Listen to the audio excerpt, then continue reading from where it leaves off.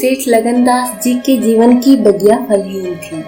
कोई ऐसा मानवीय, आध्यात्मिक या चिकित्सात्मक प्रयत्न न था जो उन्होंने न किया हो। वो शादी में एक पत्नी व्रत के कायल थे, मगर जरूरत और आग्रह से विवश होकर 1, 2 नहीं 5 शादियां की। यहाँ तक कि उम्र के 40 साल गुजर गए और अंधेरे घर में उजाला न हो। बेचारे बहुत रंजीदा रहते, या धन संपत्ति या ठाट बाट या वैभव या ऐश्वर्य क्या होंगे, मेरे बाद इनका क्या होगा, कौन इनको भोगेगा, यह ख्याल बहुत अफसोसजनक था। आखिर यह सलाह हुई कि किसी लड़के को गोद लेना चाहिए, मगर यह मसला पारिवारिक झगड़ों के कारण सालों तक स्थगित रहा। जब सेठ जी ने देखा कि बीवियों में अब तक बदस्तूर कशमकश हो रही है, तो उन्होंने नैतिक साहस से काम लिया और होनहार अनाथ लड़के को गोद लिया। उसका नाम रखा गया मगनदास। उसकी उम्र 5-6 साल से ज्यादा न थी। भला का जहीन और तमीजदार, मगर औरतें सब कुछ कर सकती हैं, दूसरे के बच्चे को अपना नहीं समझ सकती। यहाँ तो 5 औरतों का साझा था। अगर एक उसे प्यार करती तो बाकी 4 औरतों का फर्ज था कि उससे नफरत करे। हाँ, सेठ जी उसके साथ बिल्कुल अपने लड़के की सी मोहब्बत करते थे। पढ़ाने को मास्टर रखे, सवारी के लिए घोड़े, रईसी ख्याल के आदमी थे। राग रंग का सामान भी मुहैया था। गाना सीखने का लड़के ने शौक किया तो उसका भी इंतजाम हो गया। गरज जब मगनदास जवानी पर पहुंचा तो रईसाना दिलचस्पियों में उसे कमाल हासिल था। उसका गाना सुनकर उस्ताद लोग कानों पर हाथ रखते।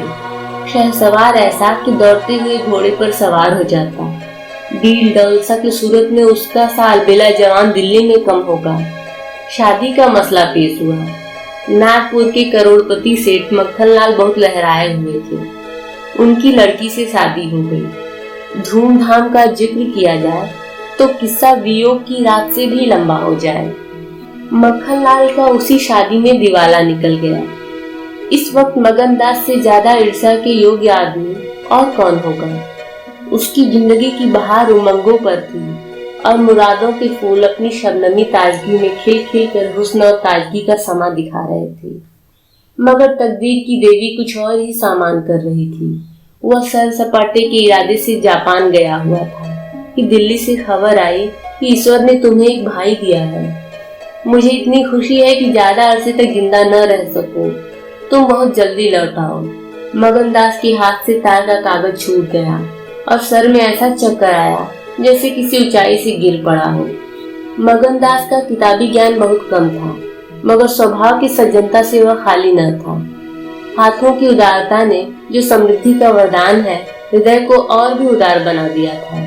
उसे घटनाओं की काया पलट से दुख तो जरूर हुआ, आखिर इंसान ही था, मगर उसने धीरज से काम लिया और एक आशा और भय की मिली जुली हालत में देश को रवाना हुआ। रात का वक्त था। जब अपने दरवाजे पर पहुंचा तो नाच गाने की महफिल सजी देखी। उसकी कदम आगे न बढ़े, लौट पड़ा और एक दुकान की चबूतरे पर बैठकर सोचने लगा कि अब क्या करना चाहिए। इतना तो उसे यकीन था कि सेठ जी उसके साथ भी भरमंसी और मोहब्बत से पेश आएंगे, बल्कि शायद अब और भी कृपा करने लगे।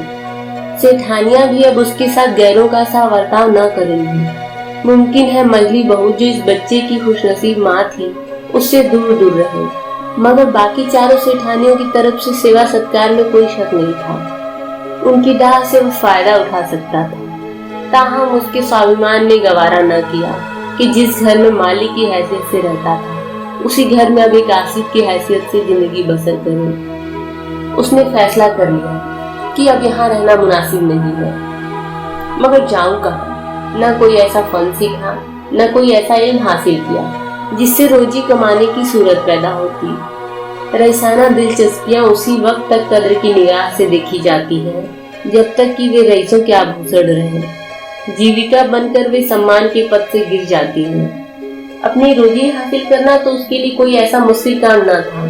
किसी सेठ साहूकार के यहाँ मुनीम बन सकता था, किसी कारखाने की तरफ से एजेंट हो सकता था, मगर उसके कंधे पर एक भारी जुआ रखा हुआ था।